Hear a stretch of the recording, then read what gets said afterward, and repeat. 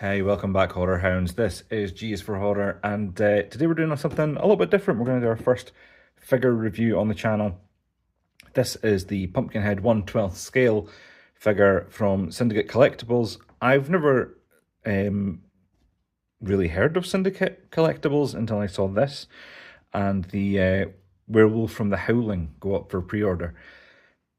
Still tempted by the werewolf, but Pumpkinhead, I just really dug. He's a great design. Stan Winston, of course. So I had to bite.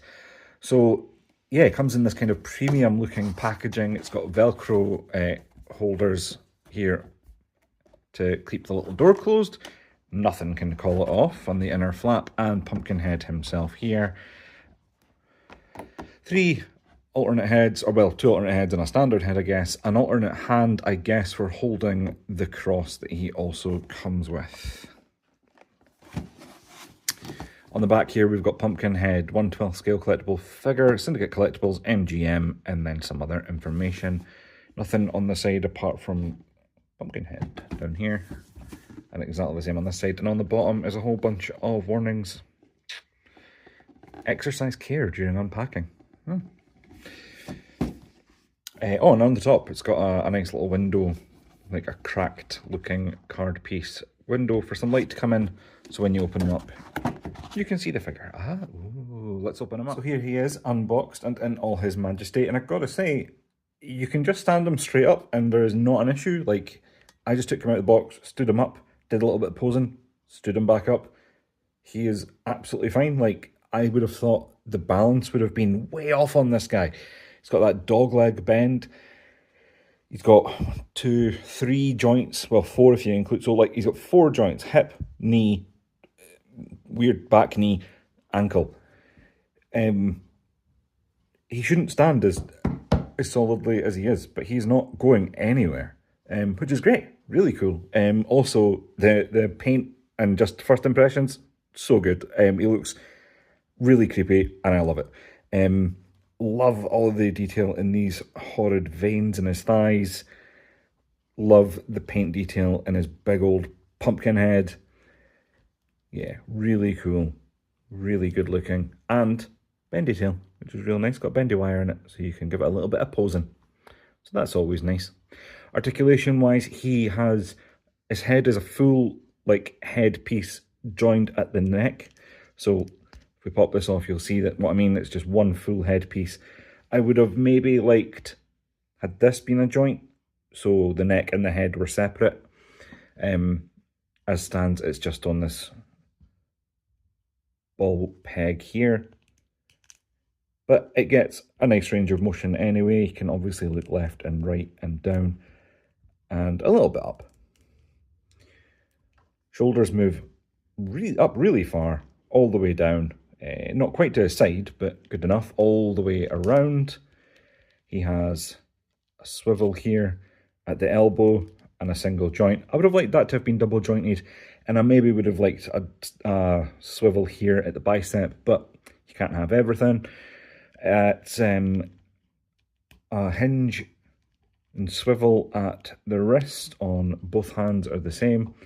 He's got this ab crunch here, which is more for turning. It doesn't really do much forward and back. The forward and back really comes at the waist when you include that, but it's very little. Plenty back, very little forward. But yeah, back, not terrible.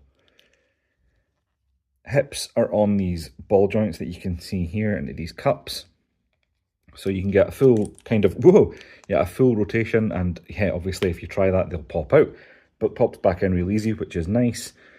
Comes out about that far, goes down, a little bit of back and forward, single joint at the first knee, a single joint but a much further range at the second knee, and then at the ankle we have a hinge and a swivel. The foot, the actual foot part with the claws, that's like a rubbery piece. It's interesting. I don't hate it, yeah.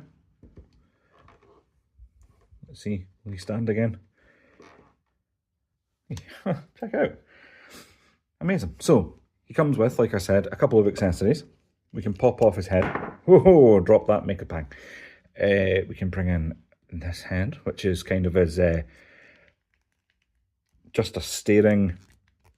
Oh, is that going to go on? Oh my god, it's so tight. Hold on, I need to go behind the camera for some extra added behind the camera strength. Oh my god, it still didn't work. Oh man, right. So, well, at least that's good to know. Without heat, you're unlikely to be getting these heads on. But I'll hold it in place so you can see it. So we've got Stoic. He looks creepy. He looks like he's kind of smiling at you. Oh, I don't like that. And then this one where he kind of almost is properly smiling. But I like this one a lot, just with his teeth being bared. I do like the heads though. They are really nicely painted. Really nice details. The gums have this pink, kind of almost wet look, but not quite as wet as the eyes look. I would have liked that gloss paint to have been put in the mouth as well, just to, or like a gloss coat, just to shine it up, slime it up a bit, especially the open mouth. But it was not to be. Anywho, the original head pops back on without a problem, and he comes with an alternate right hand. Let's see how easy this is to pop off. Probably not very. Oh god, it feels so tight. Oh no, I'm doing the wrong thing. Yeah. Oh man, that is really tight. I am not going to be putting any more effort into that until I get some heat on that. But well, now you don't want to stand. But the right hand, like I was saying, is this big old gripping hand. It looks properly creepy. Look at those nails. Get yourself a mani. Treat yourself, Pumpkinhead. And the cross slides clean into there, so you can hold that without a problem. Looks really cool. The cross itself is a really dark, probably cast in black plastic, and then has a brown dry brushing over the top. Looks pretty good though, especially from a distance. I think that looks alright. Looks a smidge on the dark side, but yeah, it definitely does the trick, and it's a really cool prop to have as well. So, for comparison, I figured the best comparison that I could bring in would be the ultimate big chap from NECA, because let's be honest, these guys are going to get a lot of comparison. They've had a lot of comparison because of their looks. Pumpkinhead is bigger, he's bulkier. If you stood him up straight, I mean, I don't know, if he can stand up straight, but if you stood him like up straight, he is much bigger than the big chap. But you know, together they're kind of comparable. They're definitely in the 1/12 scale, which is nice, obviously.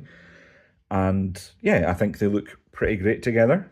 And as a second, I can't count to 3 or 2. Wow. Another comparison, I figured I'd bring another NECA figure. This is the Pizza Monster from the TMNT Toon line. And I figured that's a really fun one as well, because he's quite clearly based on this guy. So yeah, there we go, guys. Thank you so much for watching. I hope that was somewhat helpful. I picked this guy up over at Comics and Cocktails. I will leave a link in the description below to their website. And my cat has just wrecked my backdrop. How's that for timing? Incredible stuff. Thanks, mate. He's just looking at me like, what of it, pink man? Anywho, what an ending. Pumpkinhead would be proud. Take it easy, guys. Stay spooky. I'll see you in the next one.